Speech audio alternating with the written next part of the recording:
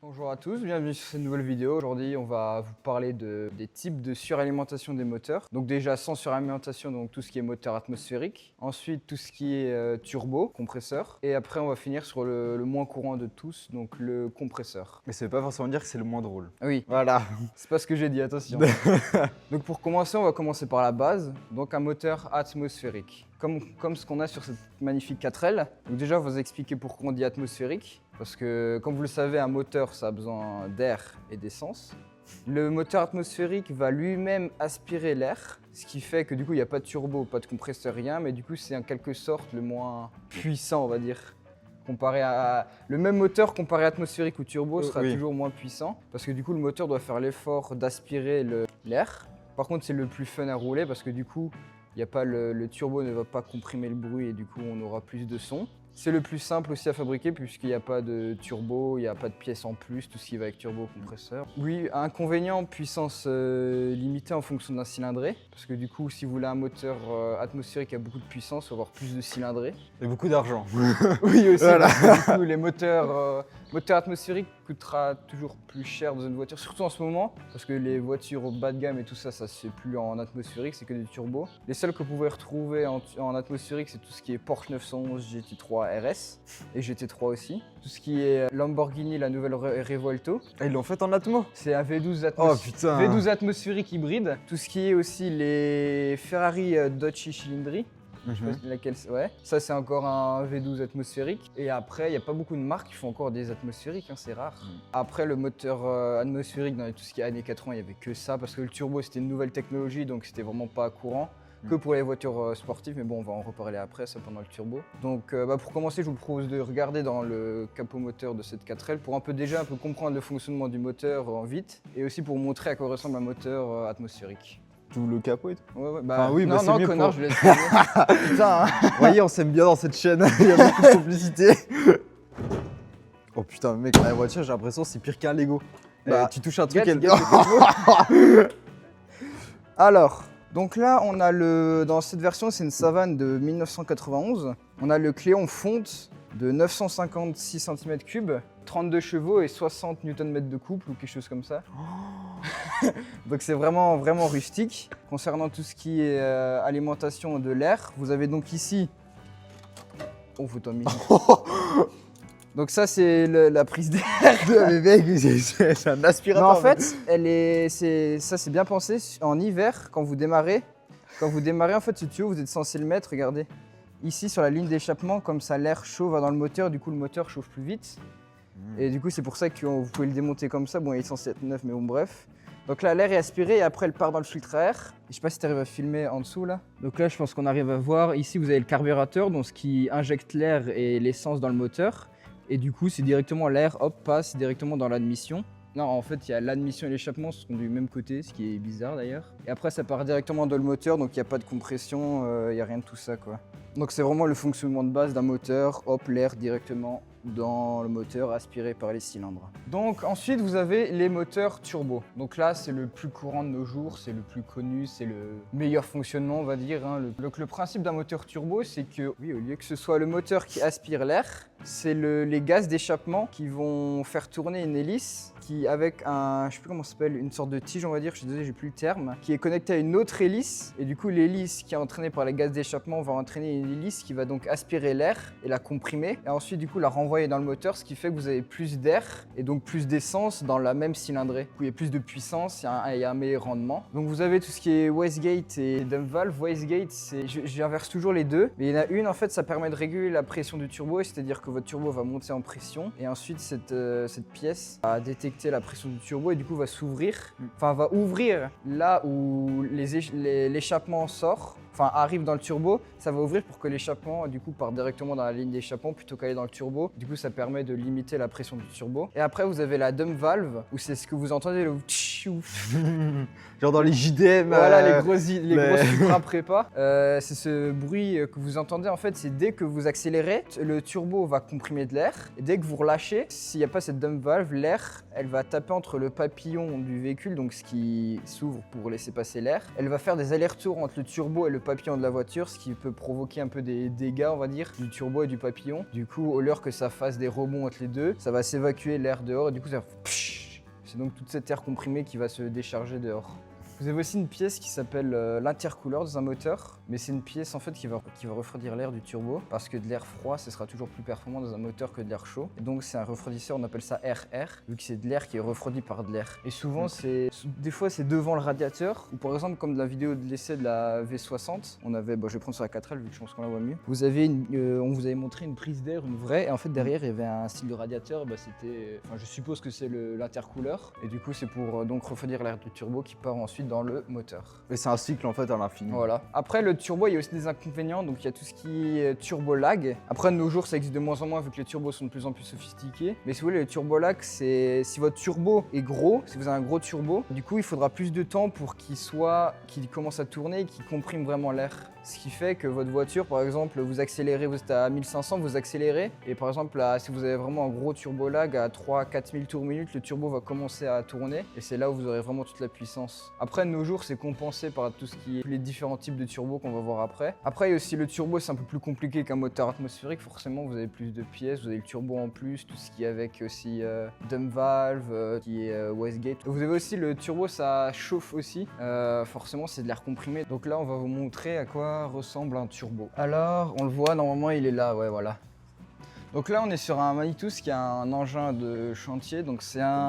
Pour vous donner un peu les caractéristiques, si je dis pas de bêtises, c'est un 4 cylindres diesel de 3 litres, un truc comme ça, ou 2 litres 5. Donc, attends, faut juste que je me rappelle comment c'est le fonctionnement. Donc là, vous voyez, vous avez le collecteur d'échappement qui part ensuite dans cette première turbine. Et cette turbine, c'est donc...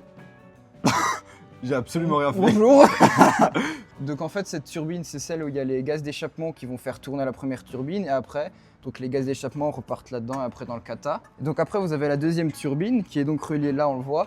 Ici, vous avez donc le filtre air avec l'air qui est aspiré par là, qui part là-dedans, hop, qui va dans le tuyau là, qui part ensuite dans la deuxième turbine qui est plus grosse. Je crois qu'elle est toujours plus grosse que la. T'en as une qui est toujours plus grande que l'autre. Voilà.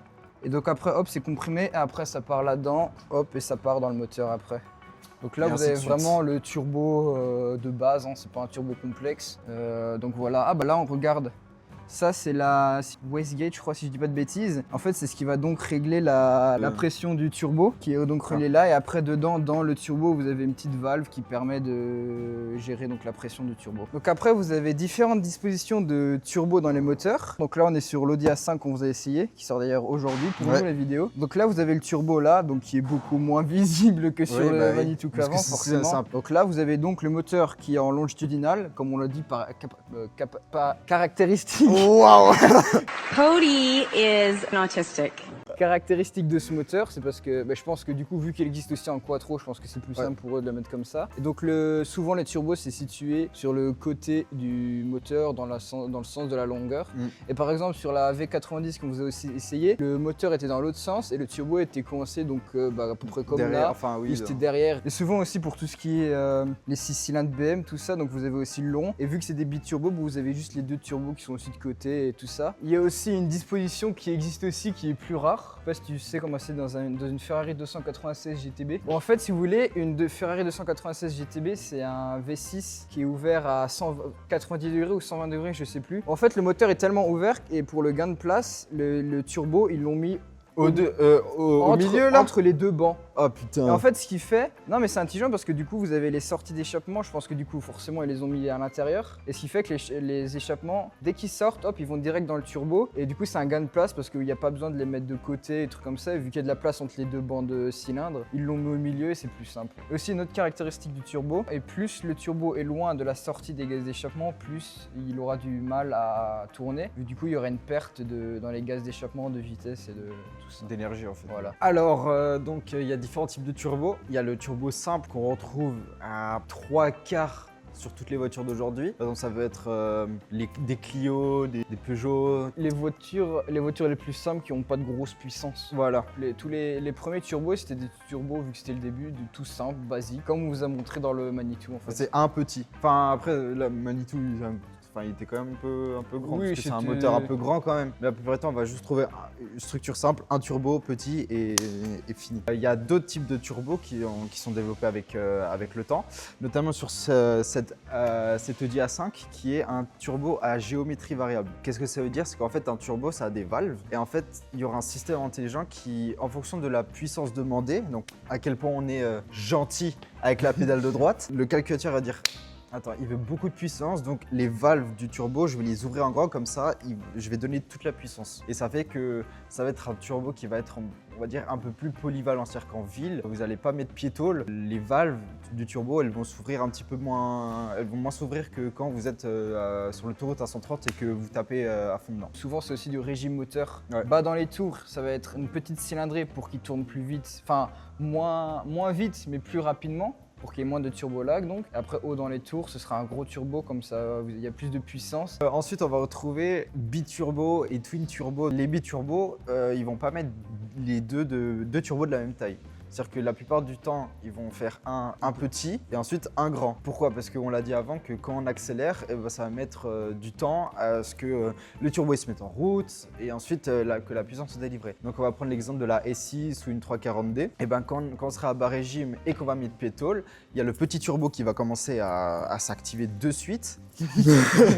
Et ensuite, il y aura le grand turbo qui lui va prendre le relais. Donc en fait, quand vous allez mettre piétole, vous allez moins sentir ce turbo lag justement. Mais ça, c'est en fait le biturbo, il y a beaucoup de technologies de biturbo qui existent. Ça, c'est le biturbo séquentiel. Donc c'est-à-dire que, comme il a dit, il y a un turbo petit et un plus gros. Et après, il y a encore le turbo parallèle. Enfin, je te laisse expliquer. Parallèle, c'est pas quand c'est les deux de la même Bon, taille. en fait, oui, les deux c'est de la même Et- taille, mais par exemple sur un 6 cylindres, si vous en avez deux de la même taille, il y a un turbo qui va prendre 3 cylindres et l'autre turbo qui va prendre les 3 trois autres cylindres. Et ce qui fait qu'au lieu d'avoir un turbo qui envoie à 6 cylindres, vous avez deux turbos qui envoient à 6 cylindres, ce qui fait que la pression du turbo est mieux répartie. La même pression de turbo est répartie sur 3 à l'heure de 2, ce qui fait que vous avez plus de pression dans les cylindres que si vous en avez qu'un seul. Ils vont faire 50-50. Voilà. Je prends la moitié, tu prends l'autre. Après, je pense, on n'a pas testé, mais je pense que à séquentiel, ça marche un peu plus fort. Mais- Je pense, enfin, logiquement. Je dirais. Après, nos jours, le turbo lag, même si sur des gros turbos, il y en a de moins en moins. Parce qu'encore un turbo qu'on n'a pas dit, mais c'est le e-turbo, ça s'appelle. C'est le avec électrique, non? Voilà, c'est un turbo avec entre l'hélice d'échappement et l'hélice de compression. Vous avez donc cette petite tige, je sais plus comment ça s'appelle, qui relie les deux, et vous avez un moteur électrique au milieu sur cette tige. Le moteur électrique qui va donc faire tourner cette tige et qui va donc faire tourner l'hélice de compression, et ce qui fait que vous n'avez pas de lag, même bas dans les tours. Et si vous avez beau avoir un gros turbo. Et ça, c'est de plus en plus commun sur les turbos. Et après, vous avez le summum des turbos, donc Bugatti avec Oui, non, 4 mais là, turbos. 4 turbos, je pense que c'est un peu excessif. Et quand même. et c'est 4 turbos séquentiels, c'est-à-dire que vous avez 2 turbos basse pression et les deux autres qui sont haute pression. Ensuite, une partie de famille de turbos, on va dire, qu'on n'a pas Non, de encore cité. suralimentation. Oui, mais c'est le même but. Non, en fait, c'est un cousin éloigné. On va dire ça. On va dire que c'est un... Le compresseur. En Europe, surtout, on n'en a pas beaucoup. Non, parce que c'est surtout vraiment. un truc américain, là, avec des Dodge Je sais pas. Challenger, là, les SRT. Ça va être le même but, ça va être de compresser de l'air. Comme ça, je te mets bien. Enfin, le moteur, je te mets bien. Tiens, il y a beaucoup d'air, tu m'envoies de la puissance. Voilà. Et en fait, ça va être un système qui, lui, va compresser. Donc, en fait, c'est une sorte de deux. C'est 2 vis sans fin Ouais, voilà. qui vont tourner et l'air va passer dedans, et le fait que ce soit 2 vis sans fin qui tournent, ça va comprimer l'air. En fait, le principe est le même. Ça aspire de l'air, ça la comprime et ça la renvoie dans le moteur. Juste un différent système, on va dire. C'est juste qu'au Mais lieu c'est la que ce même base. soit- au lieu que ce soit les gaz d'échappement, donc une énergie perdue qui soit utilisée pour faire, donc comme le turbo, faire tourner l'hélice, c'est que le compresseur, on va mettre l'image qu'on a, vous avez une partie qui part, dépasse, et c'est une courroie, comme un alternateur en fait, c'est une courroie qui est reliée au moteur, qui va donc faire tourner les 2 vis sans fin. Mais du coup, vu que c'est une courroie qui est reliée au moteur, ça vous... Ah putain, Voilà, même toi, t'arrives pas. ta gueule. Ça va vous faire perdre de la puissance, et du coup le moteur doit faire l'effort de faire tourner les 2 vis sans fin. Mais par contre, heureusement que vous avez plus de puissance gagnée. Oui, bah, tu vas pas mettre un truc qui te fait perdre la puissance pour rien, quoi. Voilà. Enfin, Vous avez plus de puissance gagnée que perdue. exemple de voiture à compresseur, une voiture qui est équipée d'un magnifique compresseur. On vous mettra un extrait, mais le bruit, franchement, c'est vraiment quelque chose. Hein.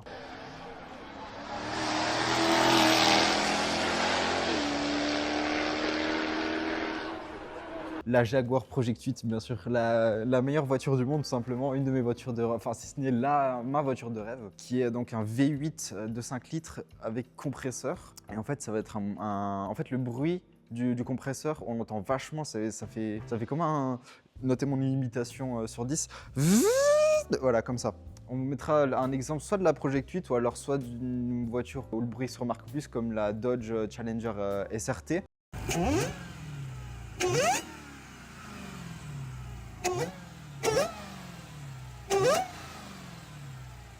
Avec son V8 de 800 chevaux d'ailleurs. En termes d'avantages, on va retrouver une réponse instantanée, donc on va pas retrouver le problème du turbo lag. Parce Et qu'en on va fait, attends, parce que Vas-y. du coup, vu que le compresseur tourne à la même vitesse, tourne en même temps que le moteur, même s'il tourne à 1 tour minute, le compresseur tournera avec. Ce qui fait qu'il y a, ouais, bah, comme tu as dit, il n'y a pas de lag. Vous avez une réponse, on va dire, quasi instantanée. En inconvénient, ça consomme plus. Je pense que du coup, c'est pour ça qu'en fait, ça vient principalement des États-Unis. Voilà, parce que eux, niveau consommation. Voilà.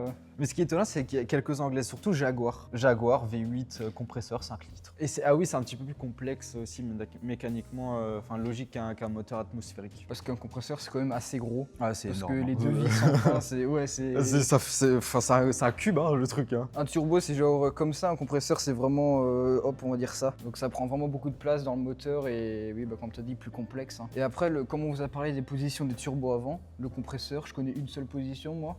Ouais. Par-dessus le moteur. Donc on va faire un summarize un peu.